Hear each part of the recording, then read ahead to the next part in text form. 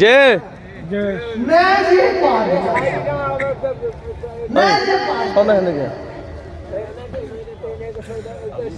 আমি এখানে এই ওয়াজ করতে আসিনি।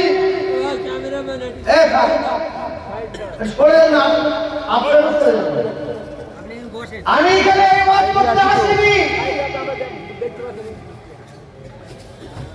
সামনে আসেন না, সামনে আসেন। আমি আপনাদের বলে শুরুতে একটা কোরআনের আয়াত বলবো, এতে শেষ করব। ইন্নামাল আমালু বিন্নিয়াত।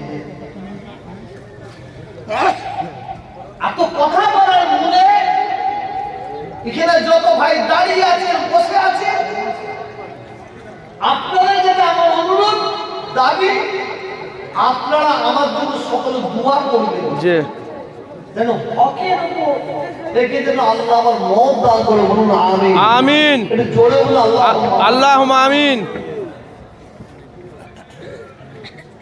একটা লোক প্রশ্ন করছে, ভাই মুসলমানকে কাফের বলা যাবে? আমি বললাম না, মুসলমানকে কাফের বলা যাবে না, কিন্তু কাফেরকে কাফের বলা যাবে। এ ভাই, এ লাগবে, এই তো ম্যাডাম পালাবুটি না না, আজকে মোস্তফা ভাই যদি বলে শেষ করে দেন, আমি শেষ করে দেবো। আজকে আমি আমার মনে ওয়াজ করে যাবো। জি ঠিক আছে তো? জি জি। না হাড়ির দিকে লক্ষ্য। ঠান্ডা হয়ে যায়। যদি কোনো মুসলমানকে কাফের বলা যাবে না, কিন্তু কাফেরকে কাফের বলা যাবে।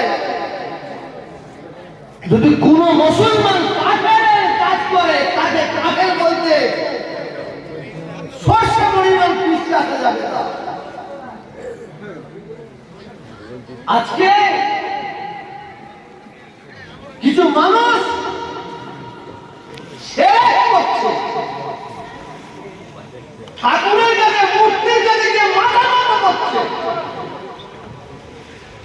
তিলক দিচ্ছে, ঢোল বাজাচ্ছে, সে গর্ব করে বলছে যদি ওই ব্যক্তি আমাকে জাহান্নামে যেতে বলে, আমি জাহান্নামে যেতে রাজি আছি। কিন্তু তাকে কিছু ইমানদার মুসলমান, কিছু ইমাম মুয়াজ্জিন তাকে সাপোর্ট করছে। জি। তার কারণ money is the petrol of life.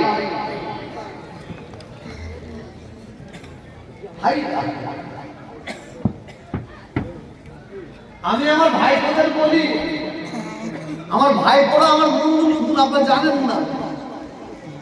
আমার অনেক ভাই আছে আমার বন্ধু মতন, আমরা একসঙ্গে হয়েই করি।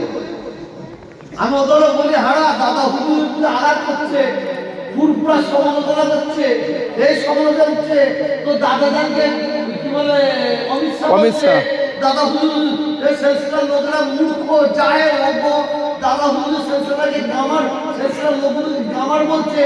তোরা কথা বলিস না কেন? তোরা জলসায় প্রতিবাদ করছিস কেন? মুক্ত বন্ধ, কারণ ও জলসা হবে না। যে জলসা আমি একাই করি। বাপের যদি 100টা ছেলে হয়, সেই ছেলেগুলো যদি হারামি ছেলে হয়, আর বাপের যদি একটা ছেলে হারালি হয়, আল্লাহর দরবারে হারালি ছেলেটার মূল্য বেশি না কম? বেশি, বেশি। কেন আমার আল্লাহ ওয়াদা